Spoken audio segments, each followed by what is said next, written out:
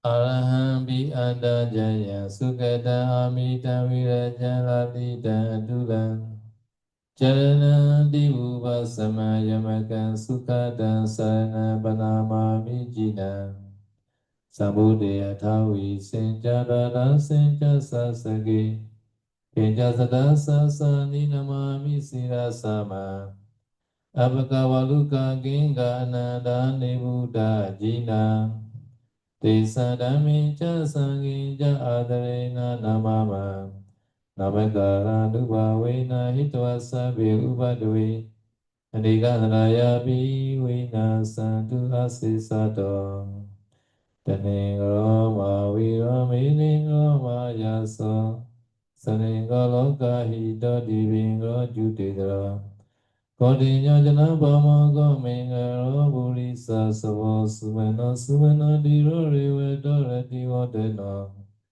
Sabita guna sambana namada si janu dhamma paduma loka bejo donare dawara sarati Padu mudra sata sara sumedo eka bogala Sujata samaloka gopiya si nara sabada dasi karuni gadama dasi dhamma Siddhata samalokite savarada samvara savada samula vibhasi janubama Sikhi savaita satta visavu sukhadayaga Kagu sando satavaho guna gamanorananjo Kasavo siri samano godamo sajavo gavo Desan sajina silena kandinita velena ja Devi amin rakandu arogena sukena ja Devi tume nurakandu arogena sukena ja.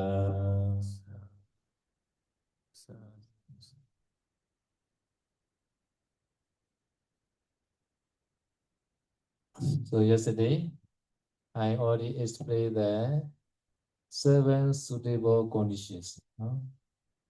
Seven suitable conditions are very important to be meditate comfortably. Kemarin saya sudah menjelaskan mengenai 7 kondisi yang sesuai, yang tepat supaya bisa bermeditasi dengan nyaman. So I will explain again. Number 1 is awasa. Awasa gojana basa pugulo atha bojana udu iriya bato jiwa sabayo sivi tabago. Uripana Satagara explain these 7 suitable conditions. Number 1, suitable dwelling place. Number 2, suitable Ascha or unspeakable place. Number 3, suitable conversation, suitable speech. Number 4, suitable person, Kalyana Mita. Number 5, suitable food. Number 6, suitable climate or suitable season. Number 7, last one, suitable posture.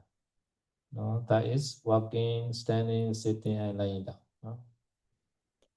Jadi 7 kondisi yang sesuai itu yang pertama tempat tinggal yang sesuai, yang kedua tempat untuk mendapatkan makanannya itu yang sesuai, yang ketiga percakapan yang sesuai, yang keempat individu atau orang-orangnya yang sesuai, yang kelima makanan atau nutrisinya yang sesuai, yang keenam musim atau cuaca atau suhu yang sesuai, dan yang ketujuh itu postur tubuh misalnya berjalan, berdiri, duduk, berbaring, yang sesuai yang mana. So shower time also we need the suitable water. Sometimes cool water, sometimes warm water. This is also important. Untuk mandi juga penting, kita butuh suhu air yang sesuai, ya. Jangan air yang kedinginan atau kepanasan, harus yang sesuai airnya. So last one is a posture. Today also is one yogi asking, what the benefit of the walking meditation? What the benefit? Because we also have a walking meditation schedule right here. Some period have to practice a walking meditation. Therefore, I want to explain a little bit the benefit of walking meditation. Jadi salah satu kondisi yang sesuai itu adalah postur tubuh yang sesuai ya. Salah satu postur tubuh yang sesuai itu adalah berjalan. Jadi hari ini ada yang bertanya manfaat dari meditasi jalan itu apa? Nah, sekarang saya mau menjelaskan. Yeah. Who is walking now here? Di foto itu siapa yang berjalan? Saya tahu. Maybe other than no meditation and they just walking maybe. Mungkin di foto itu nggak meditasi, cuma jalan ya. Pincha i me bhikkhave, pinchi me bhikkhave, chingame anisansa, katame pancha. Because there are these 5 benefits in walking meditation. What 5? Jadi ada ini ya terjemahan dari bahasa Pali itu, para biku terdapat 5 manfaat dari meditasi berjalan. Apa aja? This is from Anguttara Nikaya, Pencaka Nipada Pali. No? Jadi ini tertulis di dalam Anguttara Nikaya bagian Pancaka Nipata Pali. Sutta is a walking meditation sutta, Cengkama Sutta. Nama sutanya adalah Cangkama Sutta yang artinya sutta meditasi jalan. Because in Sri Lanka, they very emphasize the Cengkamana meditation, walking meditation. Because every kuti beside has their walking path to walking meditation. Tradisi di Sri Lanka itu mereka sangat memprioritaskan meditasi jalan. Jadi setiap kuti di dekat itu pasti ada jalur untuk meditasi jalan. Why is a 5 benefit? Number 1, Adana Kamohoti, one endures long walking journeys. Jadi manfaat yang pertama itu adalah seseorang itu jadi kuat atau tahan untuk berjalan lama atau berjalan panjang, berjalan jauh. So he never afraid walking journey. Malino to Makassar also endure to walking. No problem. Jadi dia orang itu jadi nggak segan ya atau nggak takut untuk melakukan perjalanan panjang dengan berjalan. Jadi kata saya tahu dari Malino ke Makassar jalan kaki pun boleh. Do you want to walk after retreat finish? Masa saya retret dari mau jalan pulang. Yeah. So this year very famous in America, walk for peace. No, they walking. No, they walking many days. No, many days they walking. For Texas to New York, like that. So they during the bad weather condition also. So winter time, so very cool. Like they walk like every day. Di Amerika juga ada yang terkenal ya namanya Walk for Peace ya. Jadi biku itu berjalan dari Texas ke New York, Washington. Yeah. Washington. Dari Texas ke Washington tuh butuh waktu yang lama. Jadi bahkan lagi musim dingin pun itu harus berjalan. Padana Kamohoti, one and you are striving in meditation. Very good Wirya can get. Yang kedua, orang itu jadi tahan untuk mengerahkan usaha gitu. Jadi untuk bermeditasi maksudnya ya.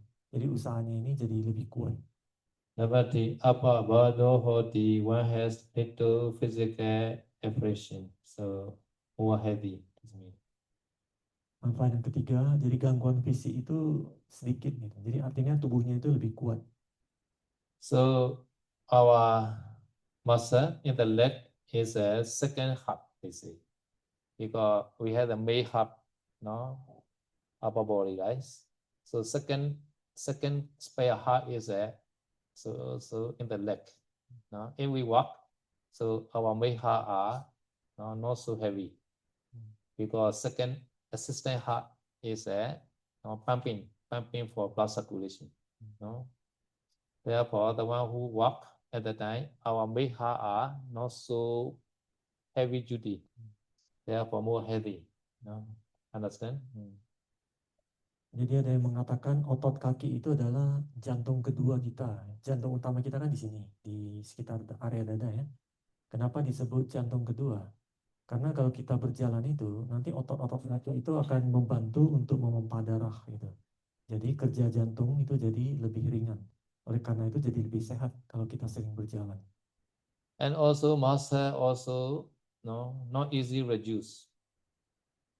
According to our body nature, after 30 years old, 30, our muscle are reduced.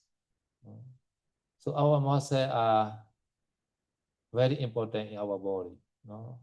So like they are produce a lot of the good thing for our body muscle. Muscle is reduced at the time. Our activity also cannot move quickly. Therefore, muscle also very important. Di kata saya menurut penelitian katanya setelah umur 30 otot di tubuh kita itu menyusut. Jadi kalau otot menyusut itu nanti kita melakukan sesuatu itu jadi lebih berat gitu. Jadi karena otot banyak memberikan manfaat untuk tubuh kita, jadi kita harus banyak melatih untuk punya otot kaki khususnya. The one who is older, just walking also not enough. Sometimes have to do the exercise to be maintain your muscle. At the time only you old age, without assistance you can walking, you can stand, you can go toilet, because muscle is very important. Bagi mereka yang sudah tua itu hanya berjalan kaki aja itu masih kurang. Jadi Anda harus melakukan aktivitas tubuh untuk membentuk otot tubuh ini.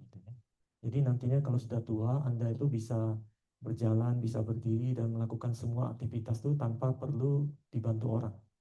Some doctors say our muscle is a pharmacy shop, medicine factory like that. Every day they are produce medicine, natural medicine for the body. Jadi ada dokter yang mengatakan kalau otot ini adalah mereka yang memberikan obat untuk tubuh kita. Jadi kalau nggak ada otot berarti obat jadi tubuh kita jadi nggak sehat maksudnya gitu. If we have old medicine, so no need to take the external medicine. Jadi artinya kalau kita punya otot, berarti kan tubuh kita sudah tidak butuh obat dari luar, maksudnya seperti itu. Therefore, in China, some the physical therapy teacher, they not allow me to take any medicine. Just they agree to do exercise only. Like they not allow to take any medicine because our body has natural medicine. They say. Jadi katanya ada orang tabib ya, tabib di Cina itu berkata kepada saya itu jangan minum obat.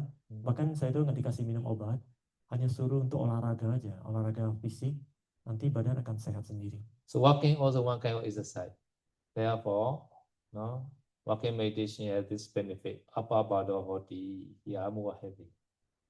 Jadi berjalan itu adalah salah satu latihan aktivitas tubuh. Ya. Jadi oleh karena itu meditasi jalan ini punya manfaat salah satunya bikin tubuh lebih sehat. Number 4. Asitan, pitan, kayitan, sayitan, sama, pari, nama, gechati. What is eaten, drank, chew, taste is well digested. So after eating, you should walk a little bit, a few minutes before lying down, this minute. Nah, manfaat yang keempat, jadi apapun yang dimakan, diminum, dikunyah, ataupun dirasa itu semuanya itu dicerna dengan baik. Jadi setelah makan tuh lebih baik kalau kita bisa berjalan dulu beberapa menit, baru kita berbaring. Last one. Jekama dikato samadhi, jira titi ko hoti. That is I like the most. The concentration samadhi that has been attained by walking meditation lasts for a long time. Manfaat yang terakhir, yang kelima, ini yang paling disukai oleh Sayadaw tadi ya. Konsentrasi yang diperoleh dari meditasi jalan itu bertahan untuk waktu yang lama. Konsentrasinya nggak mudah hilang. Therefore, all those walking meditation time cannot get powerful concentration. Do not worry. A little bit concentration also very beneficial. This concentration can be support sitting meditation. Jadi oleh karena itu pada saat meditasi jalan itu kita ngerasa konsentrasinya tidak terlalu kuat. Kata saya itu tidak masalah. Hanya kalau punya konsentrasi yang sedikit aja ya pada saat berjalan, itu manfaatnya sangat besar. Karena konsentrasi yang sedikit itu nanti akan sangat mendukung pada saat kita meditasi duduk. So after breakfast, so morning, after breakfast, under the sunshine, now if you practice walking meditation, after that you also get a lot of the vitamin from the sunshine, and so you can get samadhi easily. At that time, not so hot, right? At that very comfortable. Jadi pagi hari setelah sarapan ya, Anda bisa berjalan di bawah sinar matahari pagi sambil bermeditasi. Gitu. Jadi Anda bisa dapat manfaat vitamin dari sinar matahari itu, kemudian Anda bisa mengembangkan konsentrasi dengan meditasi jalan. Jadi tidak terlalu panas, harusnya di waktu-waktu itu masih nyaman untuk berjalan. Ya. Okay, this is for walking meditation. So another is San Yogi, they also asking, no, pushing is a high or low, which one better? So I say not too high, not too low. He also explain, right? Proper pushing is necessary. No? This cushion must be support your body to be erect straight. No? Like that. No?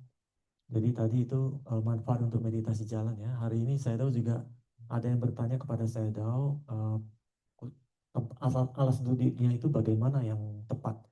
Di sini dilihat di depan gambarnya ini, alas duduk itu tidak terlalu tinggi dan tidak terlalu pendek ya.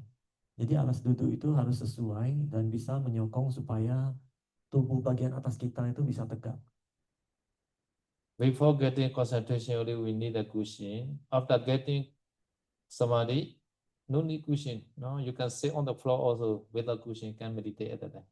No, for beginner only we have to need proper cushion, etc. like that. So in the tradition, no, Asian time many said, no, they sit on the bamboo floor. No cushion. No, they can meditate easily like that. Bamboo. Jadi untuk pemula ya, untuk pemula yang belum punya konsentrasi, butuh alas duduk yang sesuai ya, tepat ya.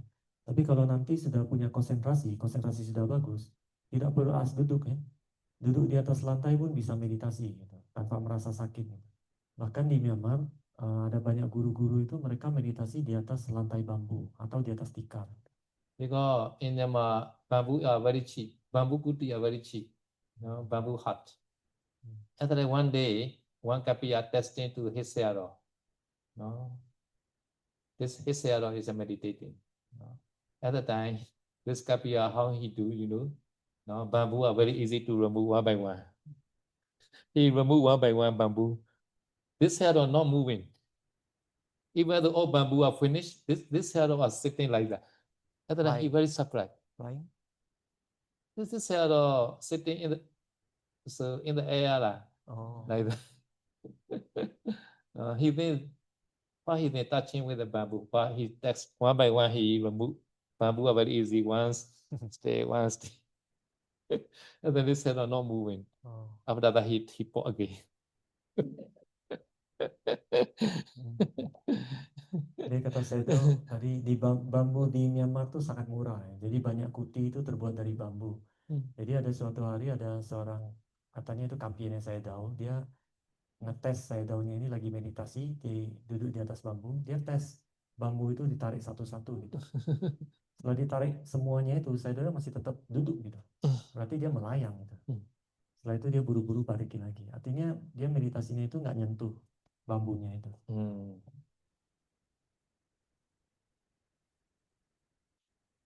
Okay, the standing meditation time.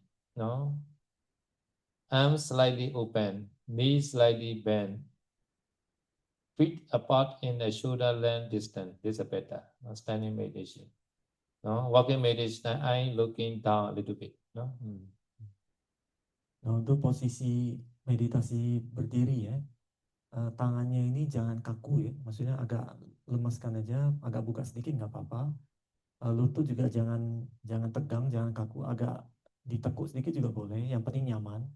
Kemudian kedua kaki itu dibuka selebar bahu. Itu untuk meditasi berdiri. Untuk meditasi berjalan, mata dibuka sedikit, melihatnya ke bawah sambil berjalan dengan pelan. Meditator should place his or her hands on the thigh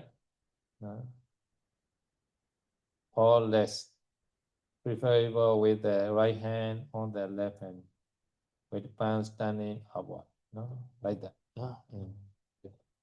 Jadi untuk posisi meditasi duduk, ini disarankan ya meditator itu menaruh kedua tangannya itu di atas paha ini, di tengah-tengah, di tengah-tengah kaki lah ya, di pangkuan, di tengah-tengah pangkuan ini. Jadi kalau bisa tangan kanan di atas telapak tangan kiri.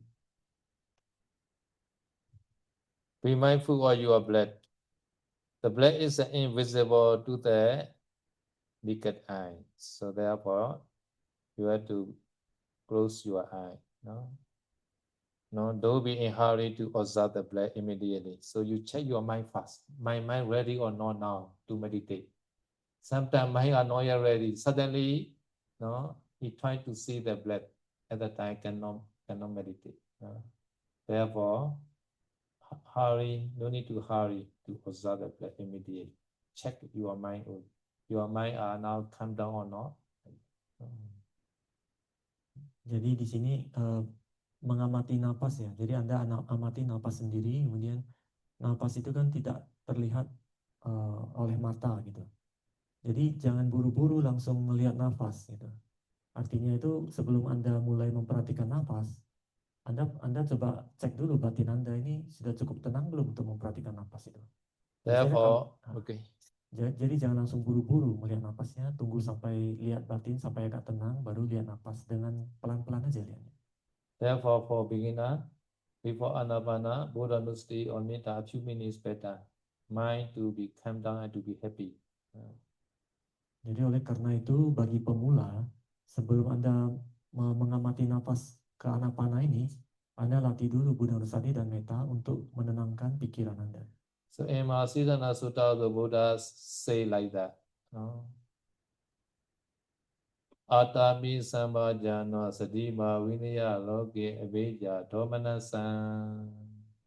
So having removed avijja, lobha and domanasa, anger. After that you have to practice meditation, atapi, with the effort, with the mindfulness, with the wisdom. Right? Jadi di dalam Mahasatipatthana Sutta, Buddha juga mengatakan demikian ya.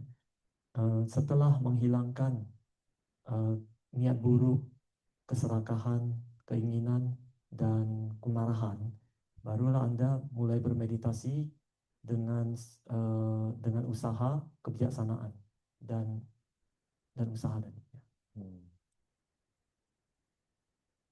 Therefore, your mind is calm down and ready to meditate, and then close your eye, breathe normally, and to be balanced in breath and out breath.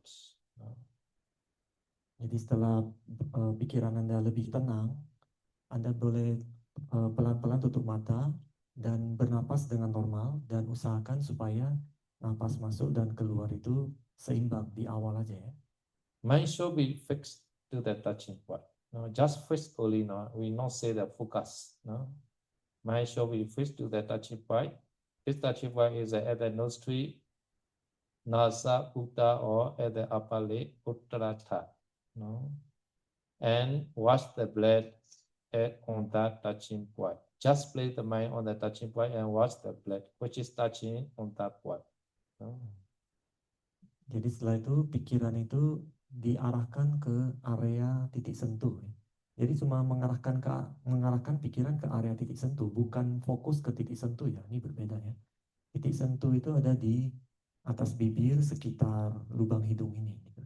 Jadi hanya cukup meletakkan pikiran itu di sekitar titik sentuh itu, dan di daerah itu perhatikan napas yang masuk dan keluar yang menyentuh titik sentuh.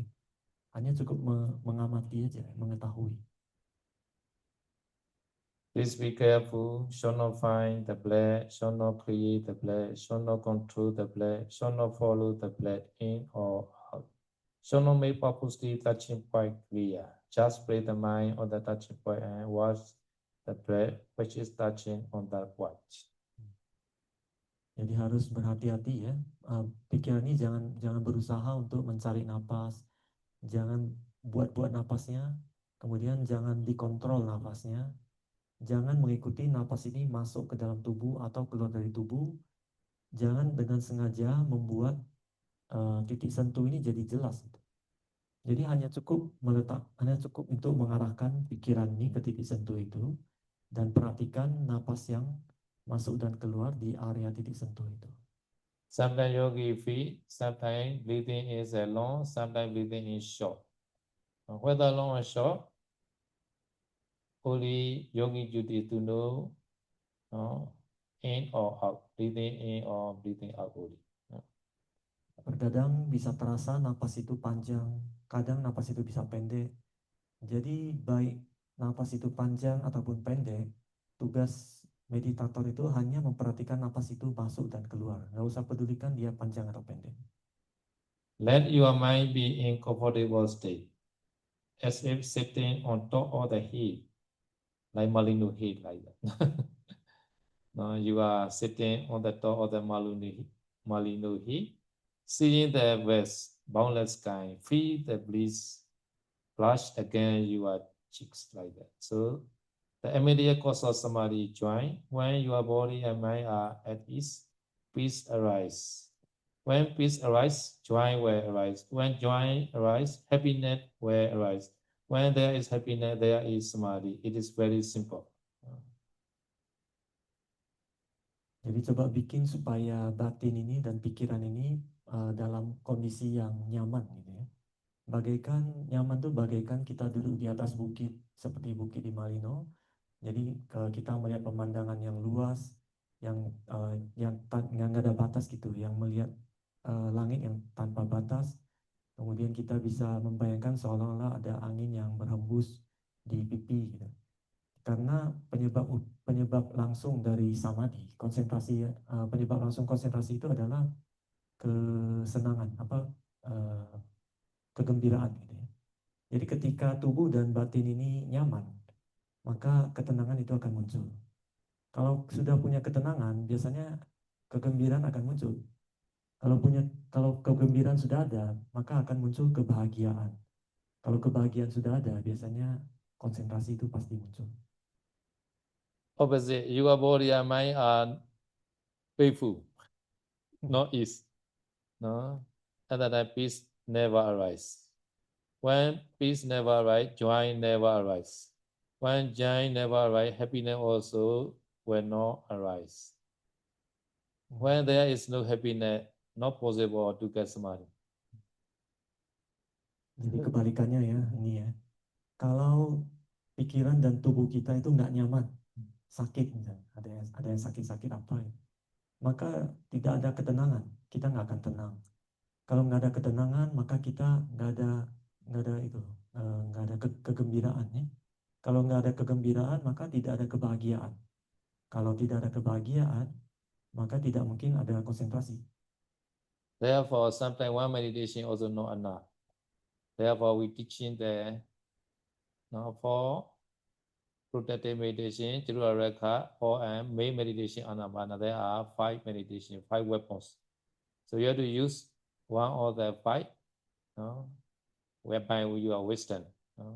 So to comfortable your body and to remove the defilement kilesa. Oleh karena itu, satu objek meditasi aja tidak cukup. Oleh karena itu, Sayadaw mengajarkan ada 5 objek meditasi sebagai senjata untuk Anda bisa gunakan senjata manapun Anda pakai untuk bisa bikin pikiran dan tubuh ini bisa nyaman dan tenang. Today, one yogi also asking the simile or the gatekeeper, simile or the soya. So gatekeeper is a meditator, yogi. Gatekeeper have to examine people inside and outside at the gate, right? Gatekeeper duty is to examine the people who arrive in the gate, right? So gatekeeper is like yogi. Yogi also have to examine the breathing no, which arise in the touching point. No? So his concern is only limited to the people who are just arrived at the gate. No? Jadi hari ini ada yang juga bertanya mengenai perumpamaan dari penjaga gerbang dan perumpamaan dari gergaji. Jadi saya sudah jelaskan perumpamaan dari penjaga gerbang ini. Kalau kita tahu penjaga gerbang itu dia tidak memeriksa orang-orang yang ada di luar gerbang ataupun yang ada di dalam gerbang ini. Jadi penjaga gerbang ini hanya memeriksa orang-orang yang sudah tiba di gerbang itu. Jadi yang masih belum tiba dia nggak peduli. So gatekeeper doesn't examine people inside and outside. For example, in the immigration counter in the airport, so many people are queued behind the yellow lines because this immigration officer doesn't notice those people who are standing there behind the yellow line because they are waiting, right? They are not yet arrived at the gate.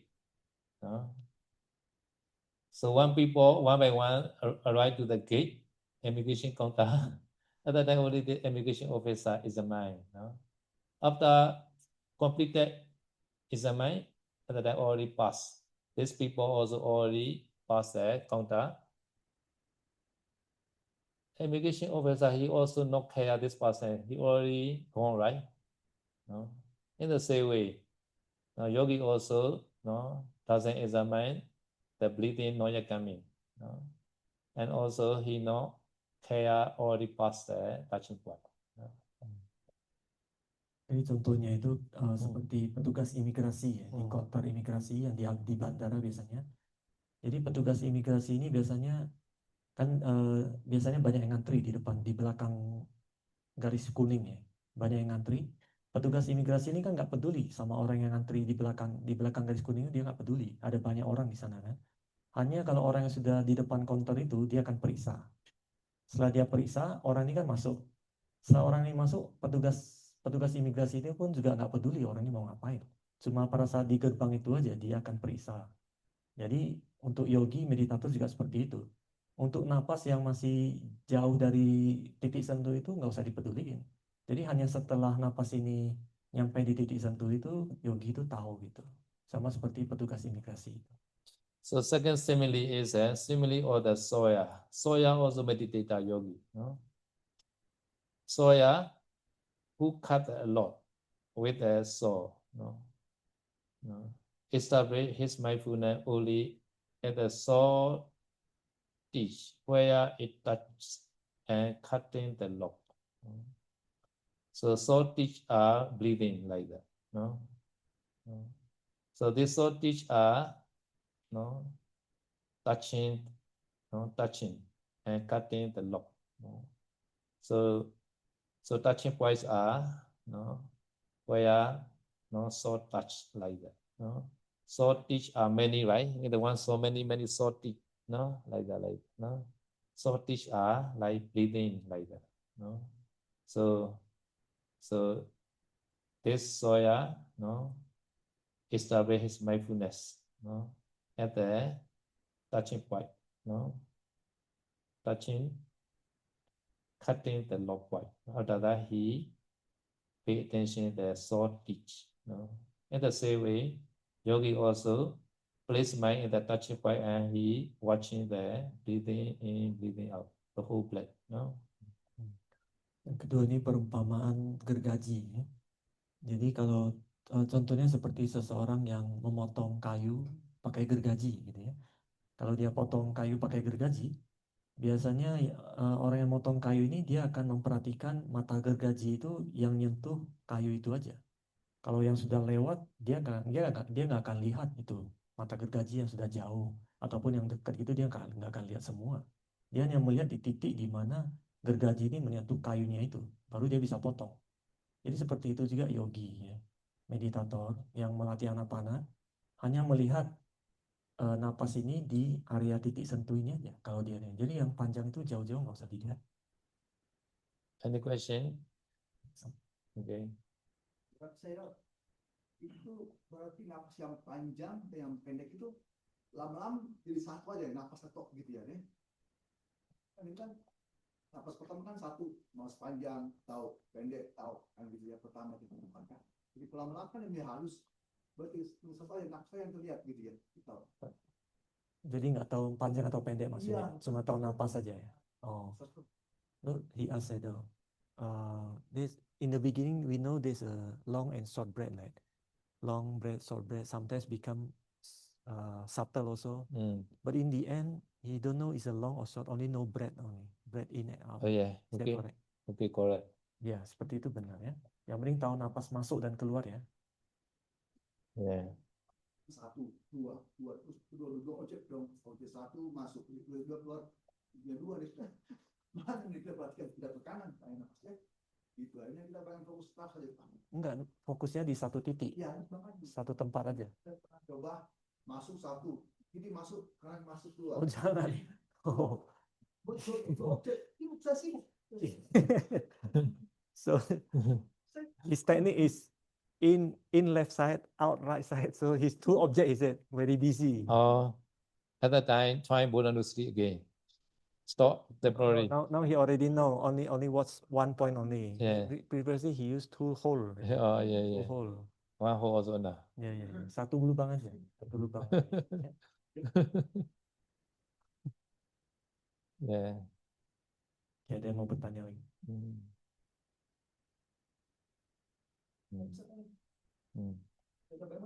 Kalau jantung itu juga terdeteksi juga dia berdetak. Ya, nafas tuh ada dua nafas punya gerakan, yang jantung gerakan Sinkron ya. mana yang itu yang diperhatikan. Saya lagu gitu, mana jantung, mana apa sih bisa gitu. Sometimes he can feel the heartbeat. At that time he confused and restless because there's a breath in, breath out, also heartbeat. Oh yes. Some yogi unintentionally notice heartbeat like that, because sometimes mind reach to this heart area automatically, because the heartbeat power 5 horsepower, very powerful. 5 horsepower is like the one of the 5 horsepower engine like that. So this pumping power are very, very powerful. Therefore, yogi has a concentration coming, and then easily can see this heartbeat. So some yogi get the concentration a little bit. At that time, mind automatically notice this heartbeat. At that time, a little bit careful.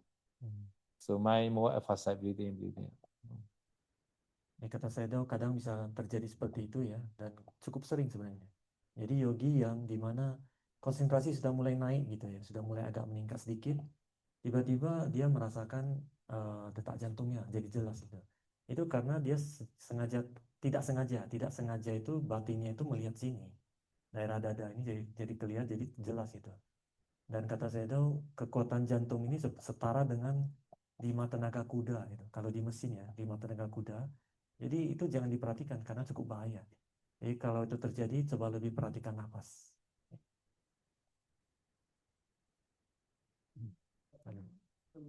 Terasa itu ada gerak udara yang bergerak dan seluruh tubuh dari jantung untuk memompa semua. Jantung semua. Itu memang di atas itu misalnya. So he feel that when the heartbeat, he feel there's a wind pumping to the whole body. Wind pumping to whole body, moving the whole body. Yeah, plus circulation. Yeah. Correct. So how to deal with that? How to solve it? Yeah, ignore. It is a non-meditation object now. So more emphasize breathing out. Sometimes cannot ignore, at the time change the Buddha Nusayana external object. A few minutes. Coba diabaikan dulu, hanya perhatikan napas dulu. Tapi kalau sulit ya, nggak bisa hilang-hilang itu. Ganti objek, jangan anapana dulu, Buddha Nusati dan Metta. Ya. Mau tanya apa?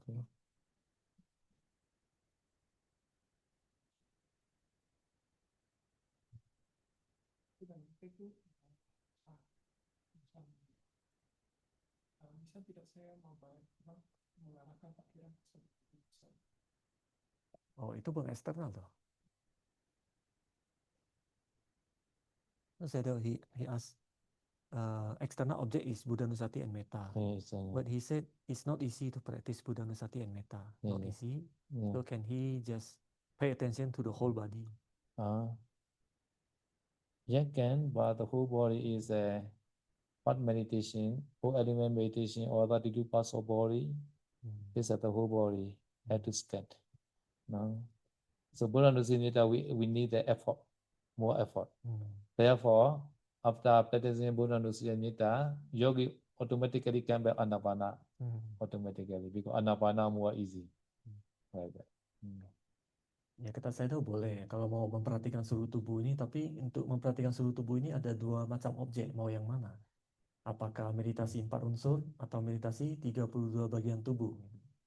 Jadi kata saya itu memang melatih Buddha Nusati dan Metta itu lebih sulit karena kita harus mengerahkan usaha lebih gitu ya. Jadi biasanya memang kalau yogi yang sedang melatih Buddha Nusati dan Metta ini, begitu balik ke Anapana itu mereka merasa Anapana ini gampang, sangat nyaman gitu.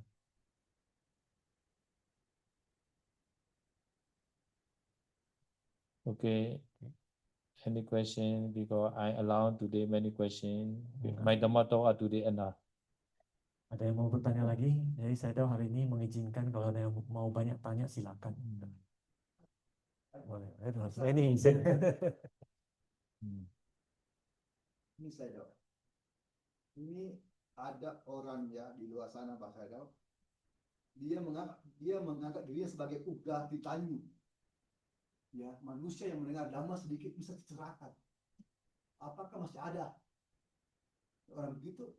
Dan kita ini sebagai di mana kita? Apakah di Patut Pitanyu atau Neya atau pada Marama? So he said, outside there are people that claim they are the first type of person, Uga Titanyu. So is it possible, he said, for today? Okay, continue book pasara. How in that that's not explain possible or not like that. So Ukaditinyu Boku person is that just listen the one stanza only. So during the listening one stanza, he also practice vipassana. The very short time lah. And then he attained mega phala. At least the Sotapatti mega phala. Such kind of person called Ukaditinyu person.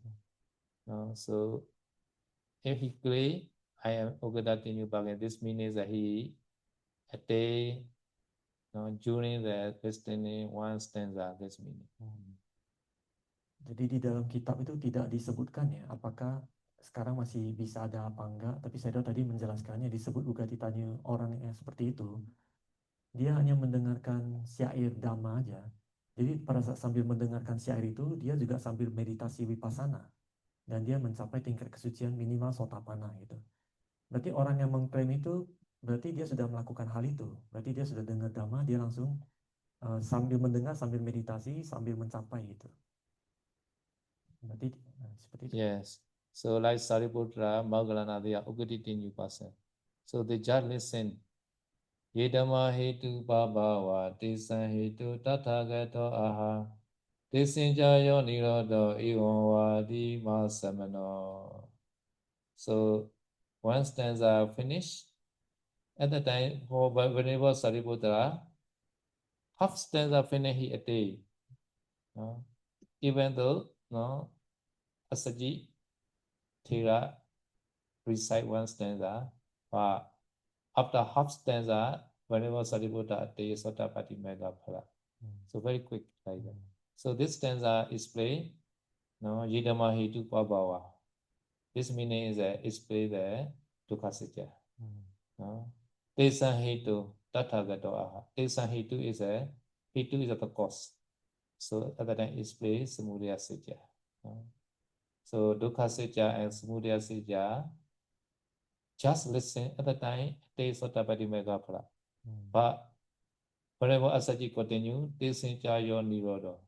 Niroda Satya also explain and automatically understand mega Satya also explain. So after one stanza, Ukaditinyu person are taste Sotapatti mega phala. Jadi seperti tadi saya tahu menjelaskan ya, di Bante Sariputta ya. Sariputta. Itu Bante Sariputta kan mendengar syair dari Bante Asaji gitu. Yang tadi bahasa Palinya disebutkan oleh Saidao itu satu syair itu mereka langsung mencapai Sotapanna. Jadi di dalam syair itu Bante Asaji ini menjelaskan mengenai kebenaran mulia pertama dan kebenaran mulia kedua. Setengah syair itu aja udah mencapai Sotapanna. Syair itu belum selesai dia udah Sotapanna. Pada saat dia tahu kebenaran mulia tentang dukkha dan kebenaran mulia tentang asal mula dukkha, dia sudah mencapai Sotapanna. Kemudian setelah itu Bante Asaji melanjutkan mengenai kebenaran mulia tentang lenyapnya dukkha dan jalan menuju lenyapnya dukkha.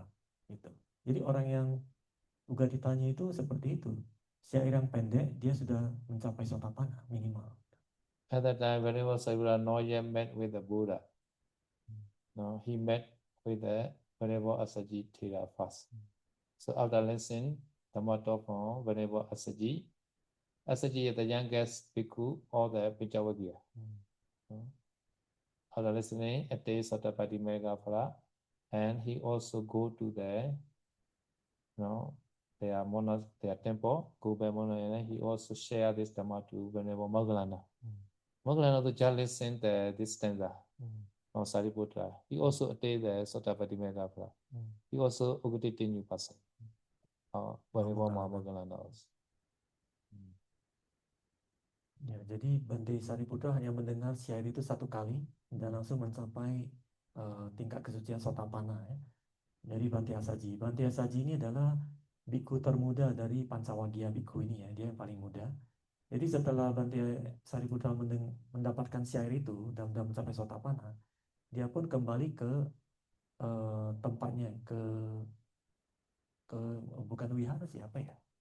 Pokoknya ke tempat ibadahnya dia yang dulu ya. Di situ ada temannya yang namanya Moggallana toh. Dia juga mengucapkan syair yang sama kepada Bante Moggallana ini. Dan Bante Moggallana juga mencapai tingkat kesucian Sotapanna. Jadi mereka berdua ini mencapai tingkat kesucian Sotapanna ini tanpa ketemu Buddha gitu. Hanya mendengar syair itu aja. Itu yang disebut ugatitanya. Okay. Ada klaim saya bisa, saya tidak usah berlatih, tidak usah ini. Yang penting suatu waktu saya bisa seperti mereka. Tapi belum berarti. Hah? Sudah belum berarti. Ya, orang di luar Bante ya, ya kamu mesti belajar dhamma, mesti belajar komunikasi, kan perlu. Saya mau seperti mereka itu mendengar saya sedikit, udah mesti tidak setapan. Bagaimana? Bisa kan mereka bisa gitu? Tapi sebenarnya mereka belum mencapai. Belum mencapai.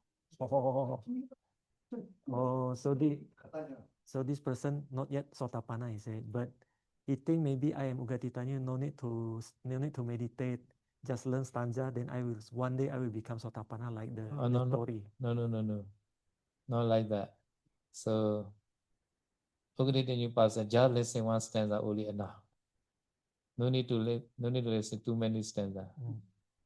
Jadi ya Ugatitanya yang asli ya, dia dengan satu syair aja sudah pasti mencapai, nggak perlu dengar banyak-banyak. Itu yang asli. Mereka tuh udah tenang begitu orang yang sudah siap. Cerahkan gitu, masa tuh hebat kamu. Nggak apa-apa itu. Ya. Ada pertanyaan lain? Terus misalnya pegal di sini nanti, bisa nggak kita perhatikan sakitnya sampai hilang sakitnya, terus kembali ke anapanasati? So she asked while doing the anapanasati, and there's some pain, back pain or something. Can we pay attention to this pain until disappear? After that, we will back to anapanasati. No.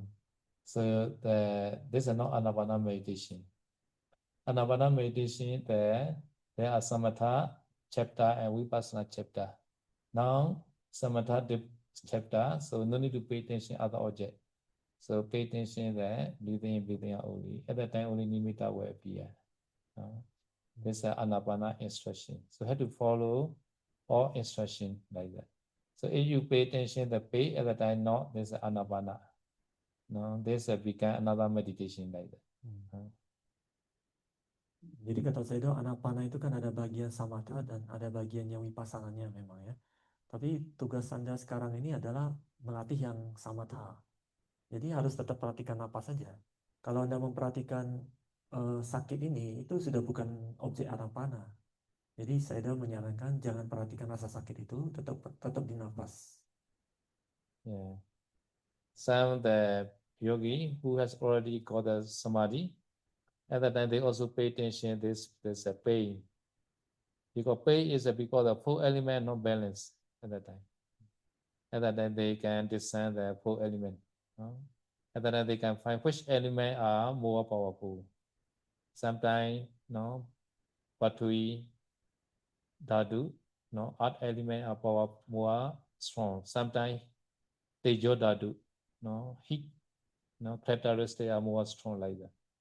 At that time, some yogi they are very clever. They more emphasize the opposite characteristic. If the more he is a more powerful, at that time he more emphasize the coolness. Sometimes hardness very powerful. At that time he more emphasize the softness. At that time this pay are reduced. Sometimes this pay are like that. Ya, jadi saya sudah jelaskan ya, bagi yogi yang sudah punya konsentrasi, artinya yang mereka sudah sukses dalam anapana, kalau mereka punya rasa sakit itu mereka bisa perhatikan. Tapi ini yang sudah punya konsentrasi ya. Jadi misalkan dia punya rasa sakit itu, dia bisa memperhatikan unsur mana yang tidak seimbang di rasa sakit itu. Ada 4 unsur kan, unsur tanah, air, tanah, api, angin, dan air. Nah, dia perhatikan apakah karakteristik unsur tanah yang lebih dominan atau bagaimana. Apakah rasa sakit ini karena dia lebih keras atau karena dia lebih panas gitu. Jadi kalau untuk yogi-yogi yang terampil, kalau dia tahu ini 4 unsur yang nggak seimbang, ini terlalu keras gitu ya, maka dia akan menyeimbangkan dengan memperhatikan yang lunak. Atau kalau dia terlalu panas, dia akan memperhatikan supaya dia lebih dingin gitu, lebih sejuk gitu. Nanti rasa sakit akan hilang. Tapi untuk kondisi Anda belum bisa. Some yogi they have good concentration, and then they also can ignore the pain, not pay attention. This also very affected. Some yogi they have enough concentration, therefore they can be ignored, like the Mahatesa. And Satipatthana commentary explained about this Mahatesa Thera. One day, Mahatesa Thera are meditating in the forest. At the time, 500 thieves come in, and they say, "We had to kill to you." Why 500 thieves want to kill this Mahatera? Because one lady who is a sister-in-law order to this 500 thieves to kill the Mahatera. Because this lady worry this Mahatera this road and come back home, and then I have to give half all the property like that. Therefore, this lady order to the 500 thieves to kill the Mahatera. And the Mahatera requests, please give me one night. I just a Putujana. I don't want to die as a Putujana. At that time, this said, who will be granted to you? You will be run away maybe. At that time, Mahatera broken his 2 legs by stone. And then the 2 legs are broken. Very painful maybe by struck by the stone. Broken the 2 legs. After that he meditate. Not pay attention this painful. So the whole night he meditate and he attained Arashi.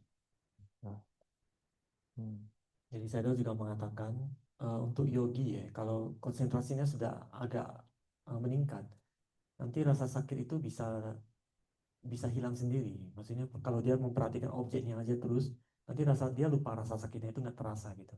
Jadi ada cerita di dalam Mahasatipatthana Sutra yang namanya Bhikkhu Tissa namanya, ini seorang bhikkhu ya. Jadi pada saat dia sedang bermeditasi di hutan, dia didatangi oleh 500 penjahat. 500 penjahat ini bilang, kita mau bunuh kamu bilang. Terus bhikkhu ini bingung, kenapa mau bunuh? Apa salahku gitu kan. Ternyata 500 penjahat ini diutus oleh adik iparnya perempuannya. Jadi adik iparnya ini dia takut kalau Bante ini disuruh suatu saat dia disuruh balik ke rumah lagi, hartanya harus bagi 2 gitu. Dia nggak mau hartanya dibagi 2. Dia suruh 500 penjahat ini bunuh gitu. Kemudian bhikkhu ini pun meminta kepada penjahat itu, dibilang, saya masih putu jana, belum mencapai kesucian. Coba kasih saya kesempatan 1 malam meditasi gitu. Jangan bunuh dulu, besok kalian boleh bunuh gitu. Terus penjahat ini kan nggak bodoh, dia bilang kamu pasti lari, dia takut dia lari kan. Biku ini pun dia kasih jaminan, dia menggunakan batu, kemudian dihantam ke kakinya sampai hancur. Jadi kakinya sudah nggak bisa jalan, kakinya hancur dihantam pakai batu.